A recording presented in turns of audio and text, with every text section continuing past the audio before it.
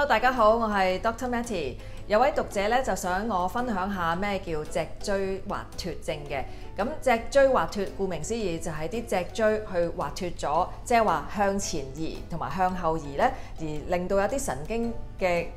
情況壓住咗嘅時候咧，會引申到我哋嘅腰骨痛啊、腳痛啊、腳麻痹、冇力，甚至乎如果嚴重壓住一啲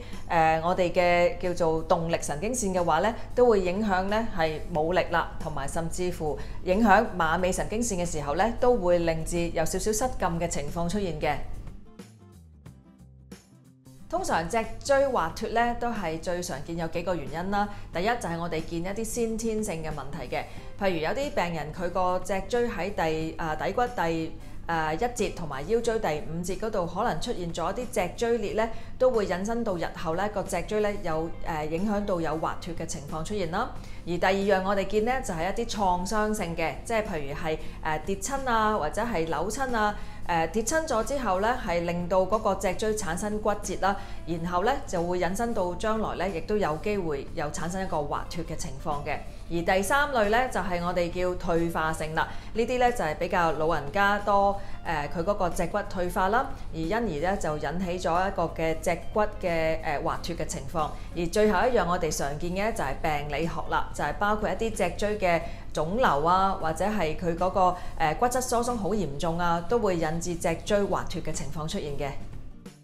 嗱，咁我哋要確診呢個脊椎滑脱咧，其實我哋會照 X 光啦，同埋照磁力共振嘅。咁我哋照 X 光咧，就要睇下我哋嗰個嘅脊椎骨嘅排列位啦。我哋睇到邊一格嘅前移同埋後移嘅情況啦。譬如喺呢個 X 光片咧，我哋會見到佢呢個係 L4，即係腰椎第4個就前移咗啦。咁我哋喺呢一個 X 光睇完之後咧，我哋就會做一個磁力共振嘅。喺呢個磁力共振嘅影像咧，我哋會睇到剛才頭先嗰個嘅 X 光，再 confirm 翻喺個磁力共振度睇翻個軟組織啦，我哋睇翻個椎間盤突出啊，同埋睇翻佢嗰個狹窄嘅情況啊，同埋佢呢個嘅滑脱嘅情況之下咧，係有冇壓住個神經線，或者係壓住一啲側邊嘅神經根而引起佢個症狀嘅。通常咧呢個脊椎滑脱咧，我哋都分幾個級別嘅。如果我哋睇翻呢一個咧，就係最正常咧，就係唔見到有任何滑脱嘅情況。而第一類咧，我哋見到咧係少過25% 嘅滑脱啦。呢一個咧就係大概第二級嘅咧，就係25至50% 滑脱啦。我哋第三級咧，亦都會見到50至75% 嘅滑脱嘅，而最嚴重咧就係第4級咧，就係多過75% 嘅滑脱啦。如果通常我哋見到喺呢一個多過75% 滑脱，而我哋見到個病人個症狀係去到好嚴重嘅失禁啊，或者係完全隻腳冇力嘅時候咧，呢一類嘅病人咧，可能好大機會咧係保守治療未必幫到嘅話咧，而我哋咧就要去轉介俾專科醫生咧，係評估翻我哋呢一個嘅病人嘅 case 咧，係需唔需要做手術去做一個嘅固定啊，同埋一個融合嘅手術嘅。如果咧我哋睇到一啲嘅病人係喺第1級、第2級甚至乎第3級嘅情況之下，如果佢哋嘅症狀唔係太差，或者去引致到神經缺損嘅情況出現嘅話咧，我哋做一啲保守嘅減壓嘅治療咧，都可以幫到呢啲症狀咧可以改善嘅。咁同埋最緊要係睇翻佢呢個病人佢哋，譬如做一個 X 光嘅影像嘅時候啊，我哋會叫佢向前同埋向後嚟拍一啲 X 光，就睇下佢呢啲嘅滑脱嘅情況咧係穩唔穩定啦。如果係穩定嘅話咧，基本上我哋可能真係頭先我哋講翻做翻啲保守啲嘅減壓治療咧，係可以幫到嘅。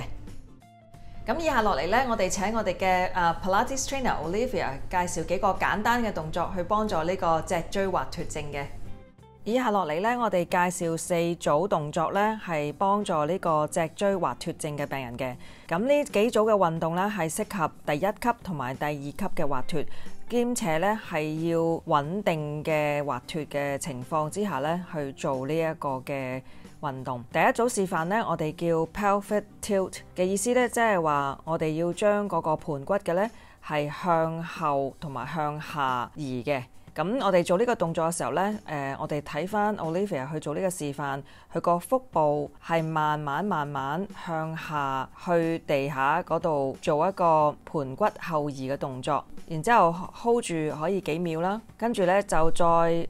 放鬆。咁你見到我哋 zoom in 嘅時候呢，你睇到佢個盤骨係向下移嘅時候，可以擺隻手喺個腰後邊。咁當我哋向後個盤骨移落去向地下嘅方向嘅時候呢，你係會撳到隻手落去嘅。咁當我哋向下移嘅時候，就係 hold 住嗰度大概5至6秒，係重複呢個動作大概8至10次。第二組動作呢，就係我哋瞓喺度，然後雙腳屈膝，跟住我哋會將隻右手提高，同埋左腳提高，反方向左手提高，右腳提高。我哋好似瞓喺度做一個操兵嘅動作。呢一個我哋可以重複大概10至15下。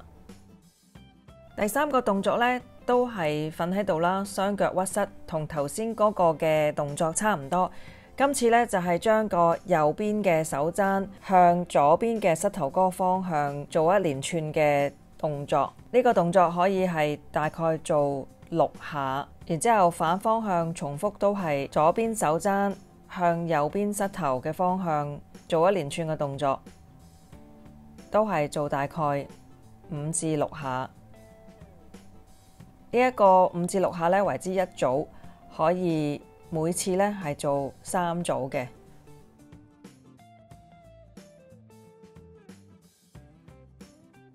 第四組動作呢，一定要好小心同埋留意做呢個動作。做嘅時候呢，係一定要嗰個底骨係貼住地下，千祈呢個腰唔好拗起，同埋個腹部呢係要用少少力嘅。我哋將雙腳提起咗，然之後向下少少，再向翻上。留意翻呢隻腳呢，當向落嘅時候呢，千祈唔好伸直，亦都唔好向下。係要 keep 住屈膝，同埋個盤骨係後移同埋貼住地下做，大概做5至6下為之一組，可以重複3至4組。